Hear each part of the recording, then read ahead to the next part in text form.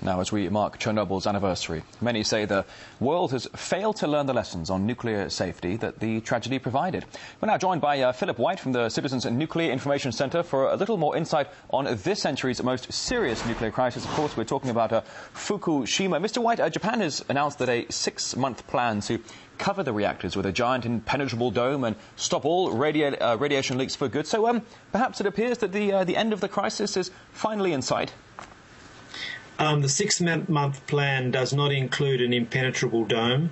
It's just some sort of sheet material that they want to cover the plant with to minimise releases of radioactive gases to the outside.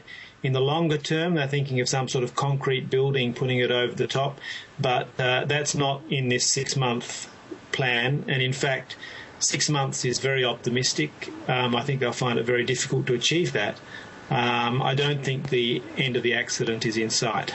So, as you say, though, the officials, Japanese officials, talk about placing this massive, this impermeable dome over the reactors, but the Japanese government says that the radiation leaks from Fukushima are only a fraction as harmful as those emitted by the Chernobyl disaster. So can people soon return to their homes, do you think, inside the exclusion zone?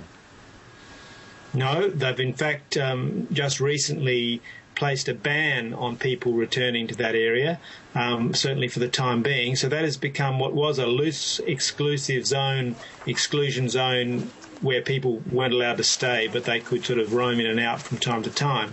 Now that's become a strict exclusion zone, and there are fines imposed for people returning there.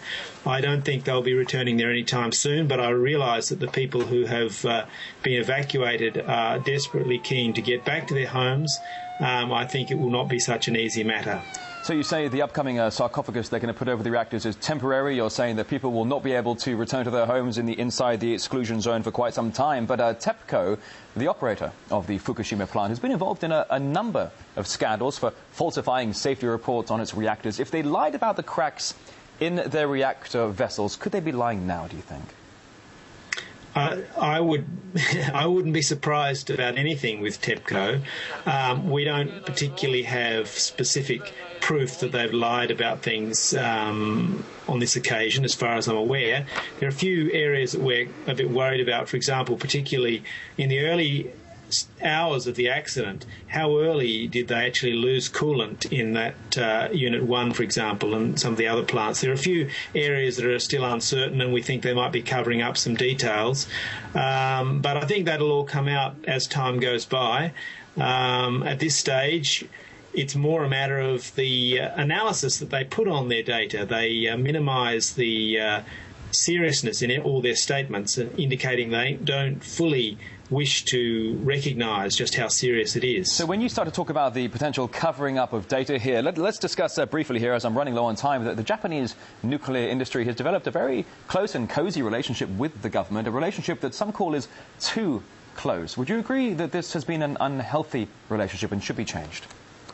Absolutely. TEPCO is essentially a monopoly.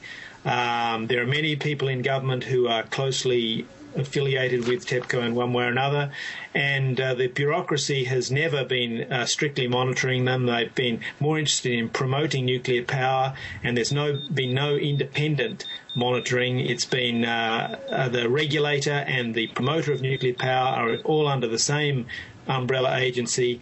So, yeah, there are all sorts of problems, and that has to be sorted out. Philip White from the Citizens Nuclear Information Centre, thank you.